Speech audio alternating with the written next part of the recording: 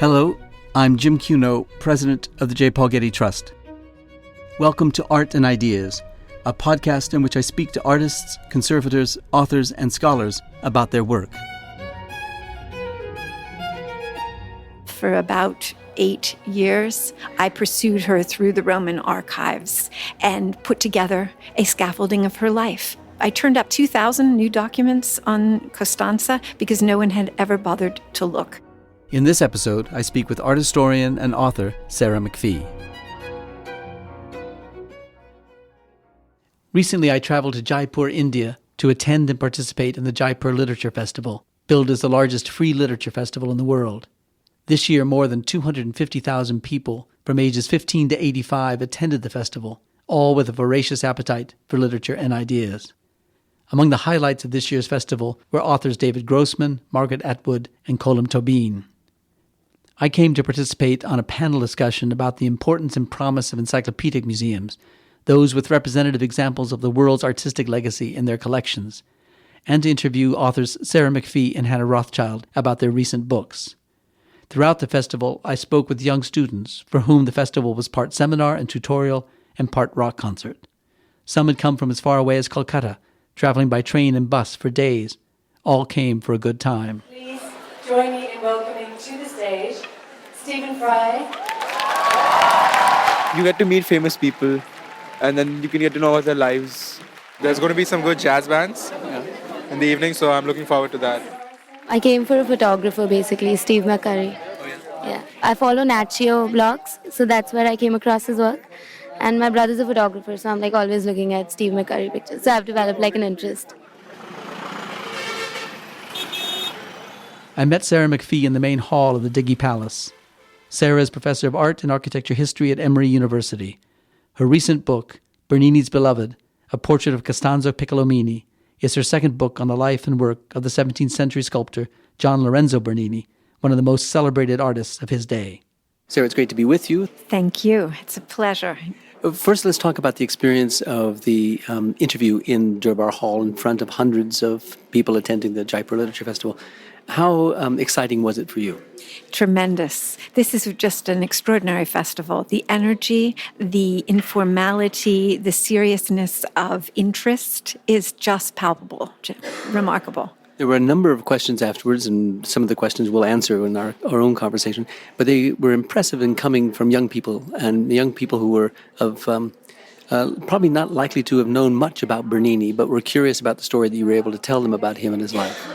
Well, Costanza engages really interesting questions, especially for young women, what in fact happened to her. And these women who pursued me out of the hall to ask these questions some more were really engaged with the idea that perhaps it was Susanna and the elders and not the standard line about her, lapsed morals. Well, then we may as well get right to the book then, because it is about Costanza. And could you tell us how the book starts? Because it starts with a ripping narrative about an affair between Bernini and Costanza. Well, basically, I wanted to give the reader what was known about the portrait of Costanza when I began to work on her life, because there is this dramatic episode pursued in the archives that was known to scholars who had written about her.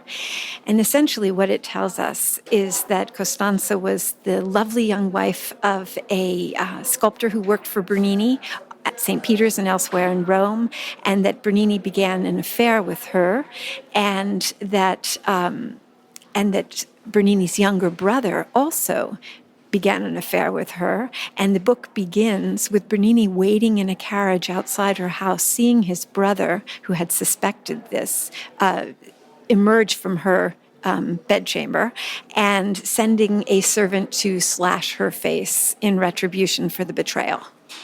So we have three figures at this point in the story. We have Costanza, we have Bernini himself, and we have his brother Luigi, each one of which is a strong personality, shall we say, with a checkered reputation.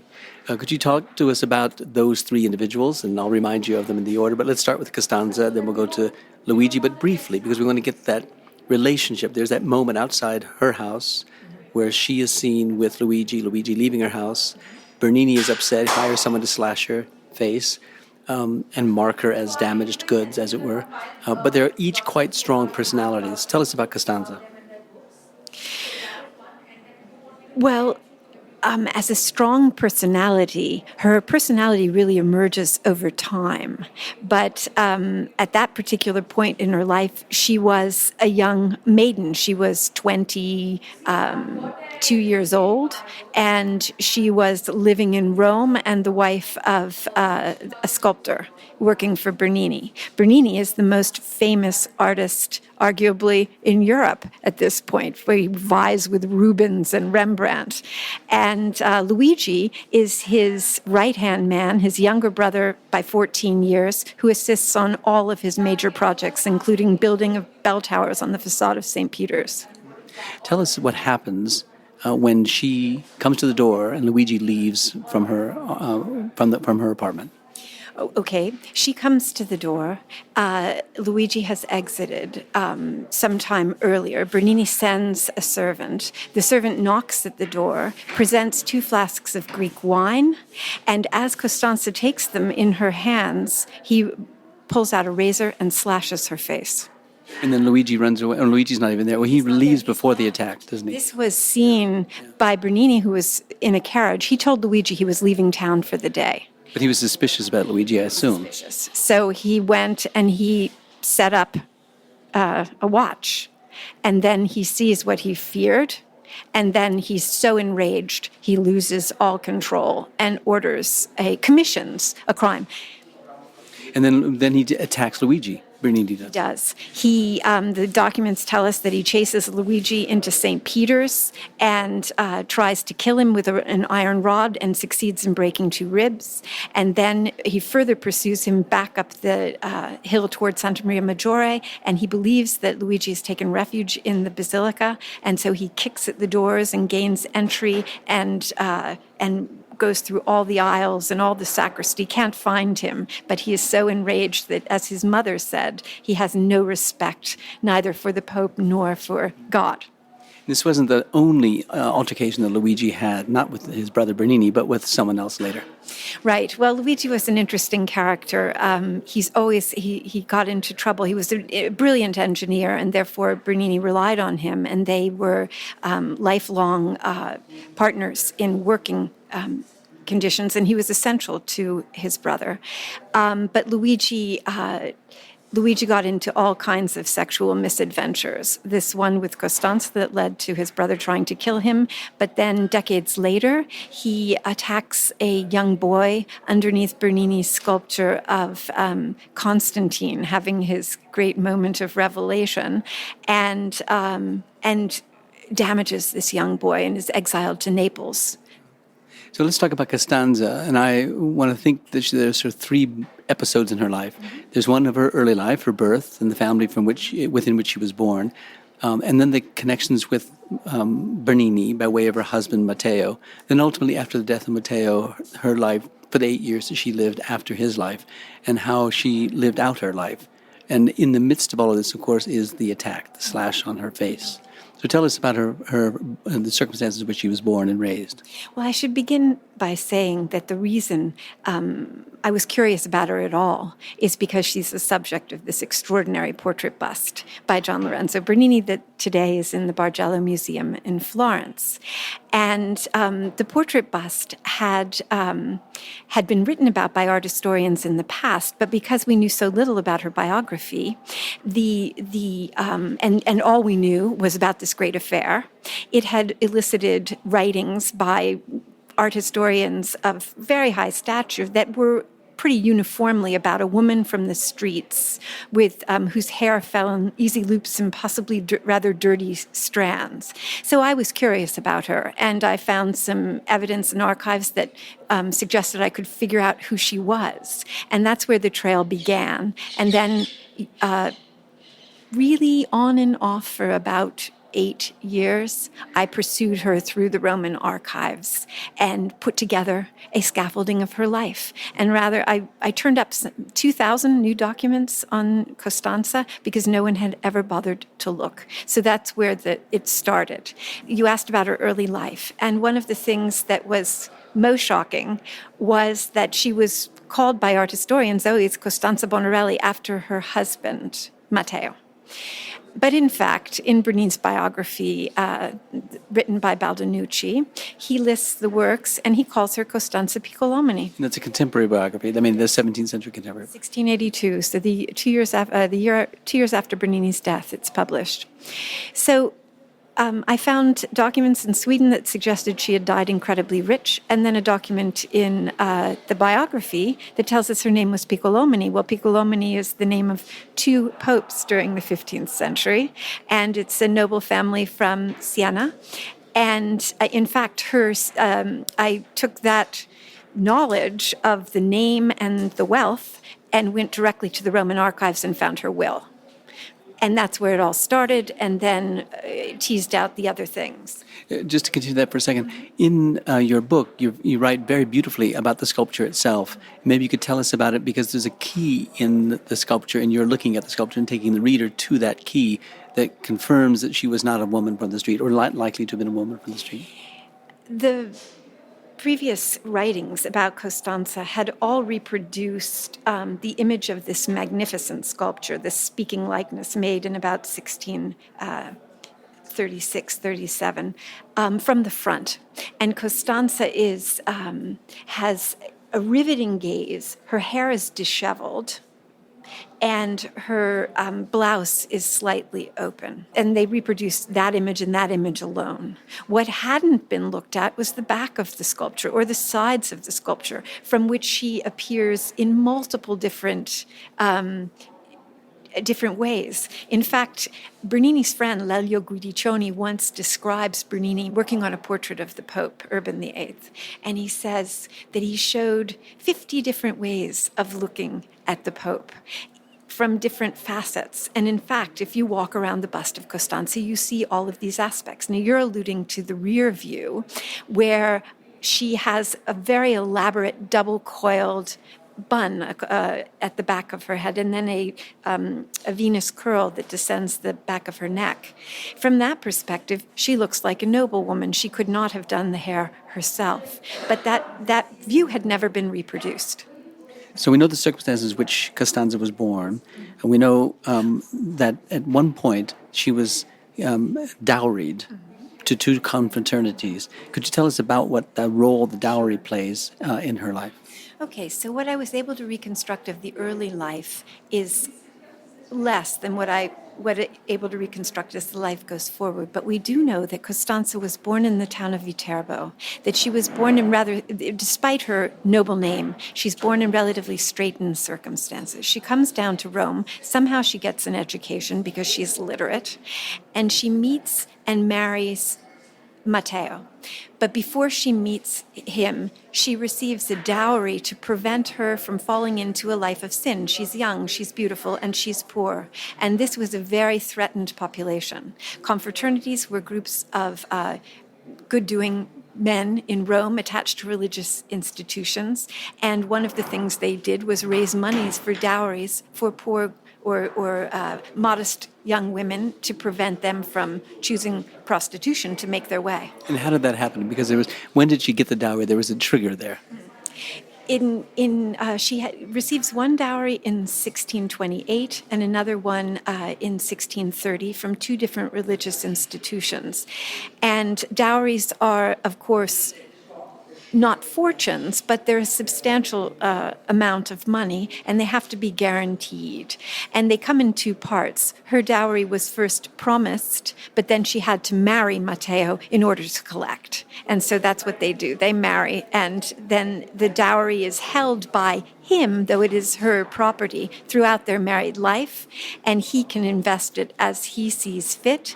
But if he dies, as he does, she reclaims her principal. How common was such an arrangement? In other words, was it only available to her because of the conditions of her childhood and the family into which she was born, or could anyone get such a dowry? Well, the point was to dower as many young girls who were in danger of a life of sin as they could.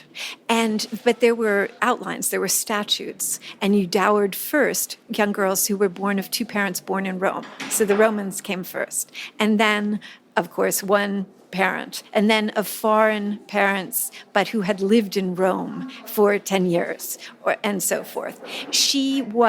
Names were collected and put forward, and then the members of the confraternity visited the families and investigated the reputations of these young women in order to establish whether they were worthy of the dowry.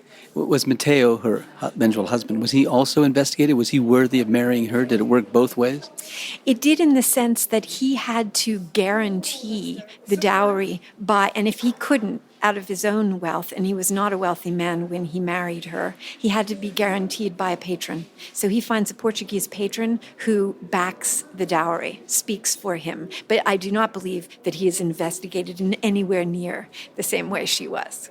Okay, Matteo, her husband, was a bachelor aged 38 when he married her aged 18.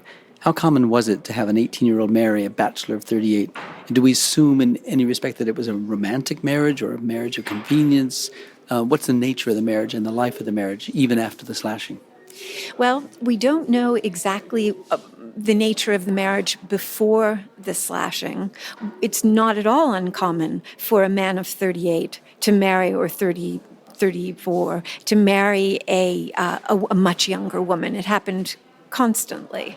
We know quite a lot about the relationship as it progressed over the course of their lives, in the sense that after the slashing, after the affair, Costanza is placed in a house for badly married women, a casa di malmaritate, and she's placed there for 4 months. And we know that after she writes in her own hand a letter petitioning the governor of Rome to release her into her husband's care, she is released, and he takes her back. It is entirely his choice whether to take her back, and he does right away. And then they continue to work in harmony until his death in 1654, and she inherits absolutely everything from him. There is no other heir. So all of that suggests that they patched it up.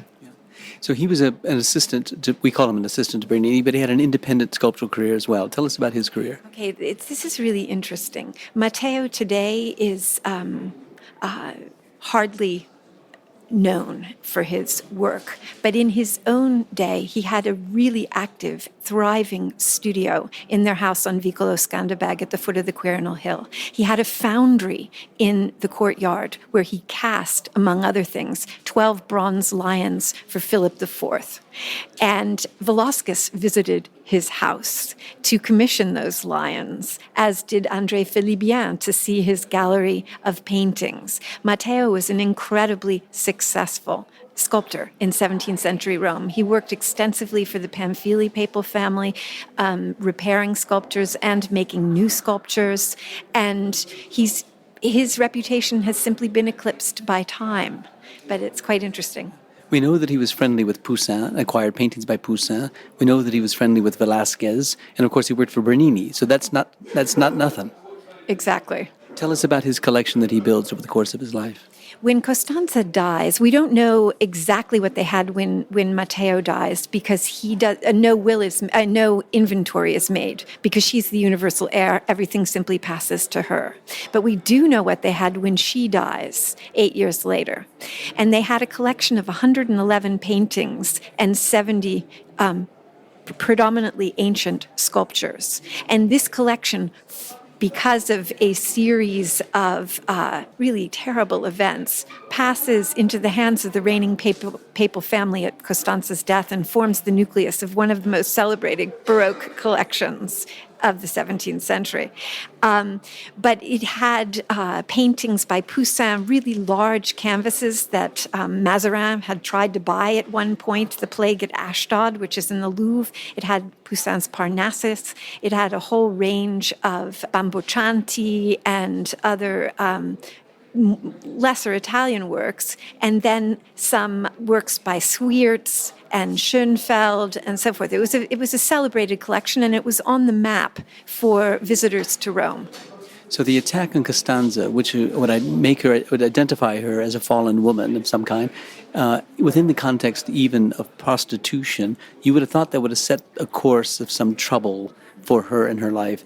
Her husband takes her back. She lives her life. They live their life out together within stone's throw of Bernini, for example. Tell us about the context in which they lived and worked and the relations they had with Bernini and others. Sure. It seems odd that Costanza should have her face slashed and go on to wealth and prominence when she dies and is buried in Santa Maria Maggiore, the same church where Bernini is buried, by the way. She's buried just inside the Porta Santa, so she's just inside the holy door over which the Pope would tread over her remains every 25 years during Jubilee. So how is this? Why is this that she's able? In long conversations with historians and thinking through how someone survives a slashing, it's probably largely her name, Piccolomini, which exonerates her and allows her more flexibility than a woman from the streets would have had. She's able to rise through it. And in fact, when she dies, she's very close to Alexander VII, whose family tree is filled with Piccolomini. And when she dies, she's got an 8-year-old child, I believe. A child by whom? Right. We just don't know. But I believe the child is born a full year after Matteo's death. And Matteo spends the last year of his life largely in bed. He dies, the parish priest says, of a long and really terrifically horrible illness. I believe that the father of Costanza's child is one of the two executors in whose care she leaves the daughter on her own death. And that would be the abbot Domenico Salvetti, who was the writer of encrypted letters for the Pope and a very close man in Alexander VII's papacy. He also happened to be a good friend of Bernini's, and he owned some of the most famous Bernini drawings that we all look at today in collections. So the relationship between Bernini and Costanza continues after her death and the life of her child. We have to infer that from the web of ties that they have. And you asked about where they live with respect to one another. Rome's a city of 100,000 souls at this point, and the foot distance between Costanza's house and Bernini's palace is about 3 minutes today. So you couldn't escape each other. They would have crisscrossed paths constantly. Now, that's the life of the sitter of the sculpture. The sculpture's life itself is interesting. It is, as you described it, a very intimate portrait of this woman, a woman whose affair with Bernini was well known in the circle in which they moved. The sculpture then passes on to a ducal collection and then to another ducal collection. It seems impossible that one would have that sculpture in one's house and not know that it represents a level of intimacy between the maker of the sculpture and the sitter of the sculpture. How well known was it? How was that relationship known? And when, therefore, this Duke in Modena, I believe it was? Yes. It first went to Modena, and then it travels to Florence, where it currently is in the Grand Duke's collection there. And then it sits in the collection of these two dukes, amidst all these other paintings that might be allegorical paintings, and these other sculptures that might be allegorical sculptures, or distinguished portraits of a duke or a pope or something. But there is this intimate thing, this kind of register of affection, of sexual engagement. Do we have any recorded remarks about the sculpture on those terms then? The thing that's interesting is that in the letters, in the correspondence of Francesco Mantovani back to the D'Este, and this is an agent in Rome reporting, he reports that Bernini has produced his best portrait bust, and he names her, he says, of Costanza. So clearly she was known. It isn't Costanza Bonarelli, it isn't Costanza Piccolomini, it's Costanza. She was so well known that the portrait bust, as it traveled, was known. And then Nicodemus Tessin, the student whose diary I was reading when I found out she had died incredibly rich and sent me off on the trail, Nicodemus knows the whole story too when he sees her portrait in Florence in the 1670s. So this was very much alive in the minds of his contemporaries, the relationship and so on. And this was a book that was 8 years in the making, the result of an extraordinary amount of archival work.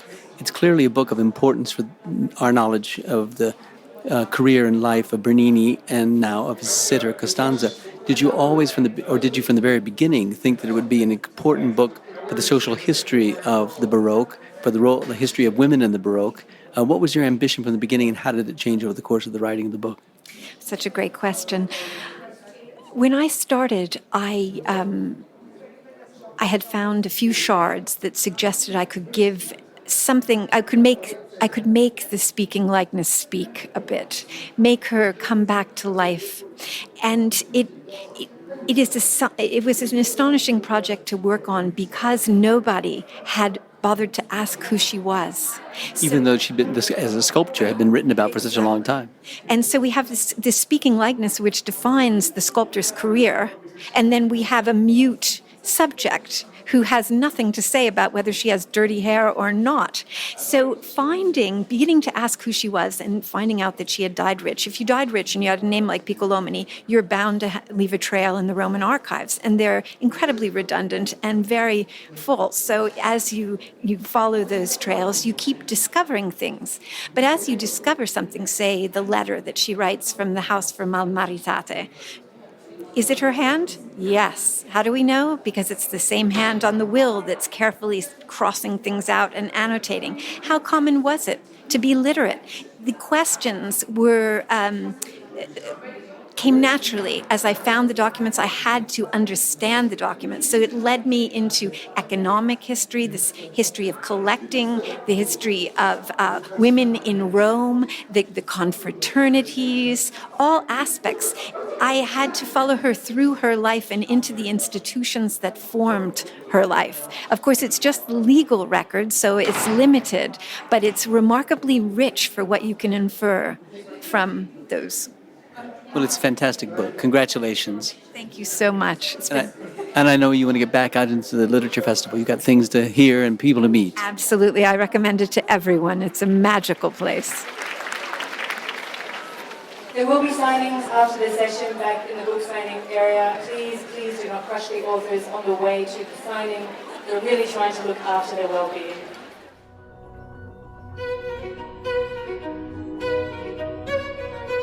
Our theme music comes from the Dharma at Big Sur, composed by John Adams for the opening of the Walt Disney Concert Hall in Los Angeles in 2003. It is licensed with permission from Hendon Music. Look for new episodes of Art and Ideas every other Wednesday. Subscribe on iTunes, Google Play, and SoundCloud, or visit getty.edu/podcasts for more resources. Thanks for listening.